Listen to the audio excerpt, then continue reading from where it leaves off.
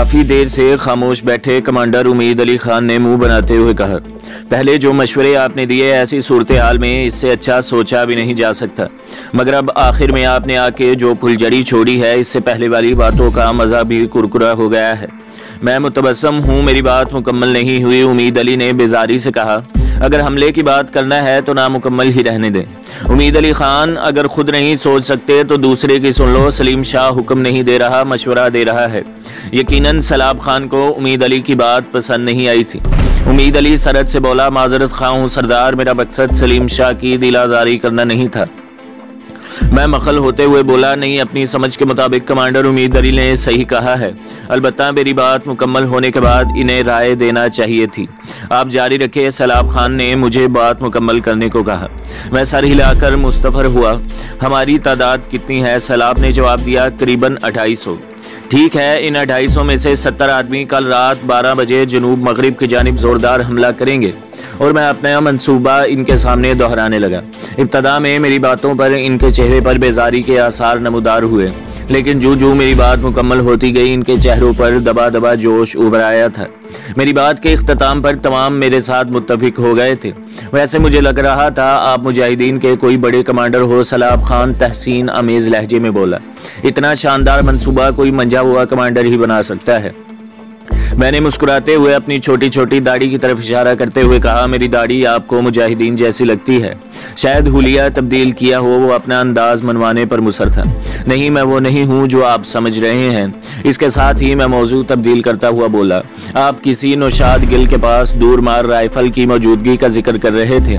सलाब ने हैरानी भरे लहजे में पूछा, हाँ, लेकिन आपने राइफल का क्या करना है? मैं मुसर हुआ, आप नौशाद गिल को तो बुलवाएं।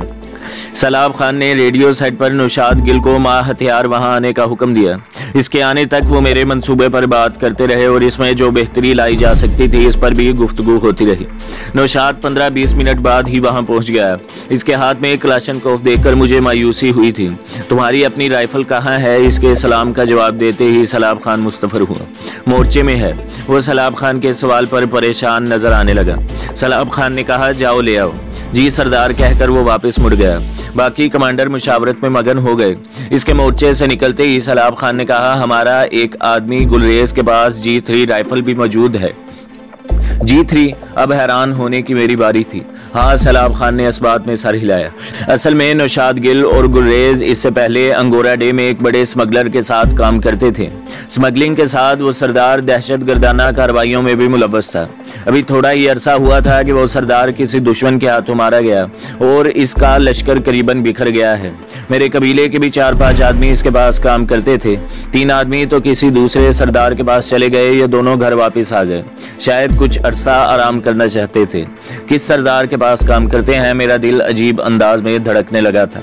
सनोबर खान। सलाब खान से पहले मशर खान ने जवाब दिया। वो तमाम अपनी गुफ्तगू खत्म करके हमारी तरफ मुतवज्जा हो गए थे। सनोबर खान के नाम ने मुझे चौंका दिया था। इसका मतलब था कि सलाब खान के 2 आदमी मुझे पहचानते थे, लेकिन इसके साथ ही मुझे ख्याल आया कि नौशाद गिल ने अभी मुझे देखकर किसी किस्म की शनासाई का इजहार नहीं किया था। हालांकि मैं अलाव के बिल्कुल करीब बैठा था और भड़कती आग की वजह से वहां अच्छी खासी रोशनी फैली हुई थी। मुझे सोचों में गुम देखकर वो आपस में मसरूफ़े गुफ्तगू हो गए थे। नौशाद की वापसी तक मैं ख्यालात में खोया रहा।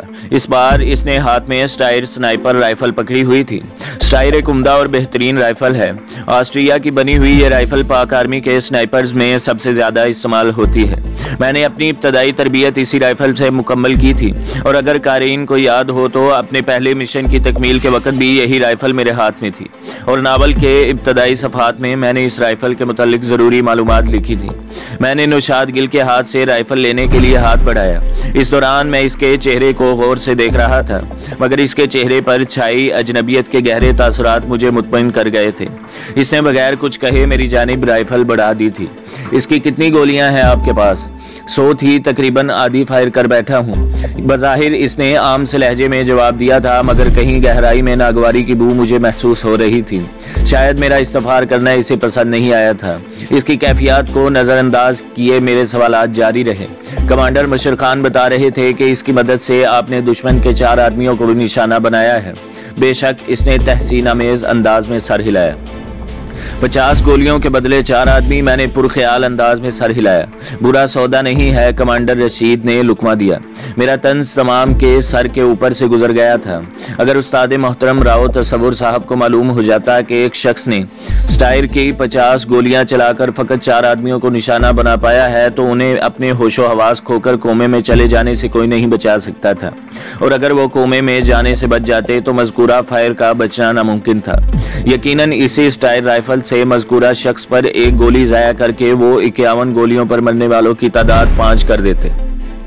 उन्हें अपने एहसासात से बेखबर रखते हुए मैंने अपना इरादा इन तक पहुंचाया। ऐसा है, कल मैं इस राइफल से फायर करूंगा, लेकिन अभी से बता दूं कि किसी आदमी को हलाक नहीं करूंगा, बस जख्मी करूंगा। नौशाद गिल ने तंजिया लहजे में कहा। हाँ, आप SS होना के 50 गोलियों पर 50 आदमी मार गिराओगे। नौशाद गिल सलाब खान ने इसे तंबीही नजरों से घूरा। वो मुंह बनाकर कहने लगा, सरदार मैंने सिर्फ मजाक किया है। मैंने गहरा सांस लेते हुए अनजान बनकर पूछा, वैसे ये SS किस बला का नाम है? उल्फत बादशाह ने कहकहा लगाकर इंकशाफ किया, SS नौशाद गिल के सरदार को मारने वाली बला का नाम है। इसी की वजह से नौशाद गिल गरीब की नौकरी छूटी। मैंने इस बात में सर हिलाते हुए कहा, बहरहाल इसकी सारी गोलियां मुझे दे दो, उम्मीद है 4 से ज्यादा आदमियों को निशाना बना लूंगा। इसने बगल से लटकी गोलियों वाली थैली मेरे सामने फेंकी। अगर 4 से ज्यादा आदमियों को निशाना बना लिया तो ये राइफल वापस नहीं मांगूंगा। मैं मुतबस्सम हुआ, ये ना हो बाद में मुकर जाओ और ना बना पाए फिर। यकीनन एक तरफा शर्त में सरासरी का नुकसान था और ये बात इसे फौरन याद आ गई थी। तो मेरा ख्याल है इससे बेहतर कलाशनकोफ गजनी खेल में किसी के पास नहीं होगी। मैंने गोद में रखी कलाशनकोफ को थपथपाया। नौशाद गिल, ये शर्तें वगैरह रहने दो, सलीम भाई हमारे मेहमान हैं। नहीं सरदार, मुंह से निकली बात और बंदूक से निकली गोली वापस नहीं आ सकती। जो तय हो गया सो तय हो गया। बस इसमें इतनी तरमीम कर ले कि अगर हर 2 गोलियों पर मैंने एक आदमी को निशाना न बनाया तब भी नौशाद गिल जीता हुआ तस्वुर किया जाएगा। गो मैं हर चलने वाली गोली पर भी यह दावा कर सकता था, लेकिन इस तरह उन्हें मुझ पर शक भी हो सकता था।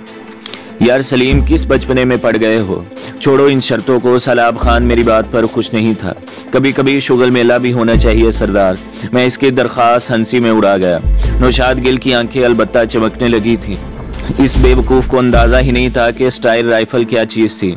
मुझे पूरा यकीन था कि इसके फरिश्तों को भी मालूम नहीं था कि स्टाइर की टेलीस्कोप साइड को कैसे सिफर किया जाता है, और किसी स्नाइपर राइफल को सिफर किए बगैर इसे दुरुस्त निशाना लगा लेना अंधे के पांव तले बेड़ा आने के मुतरादिफ है।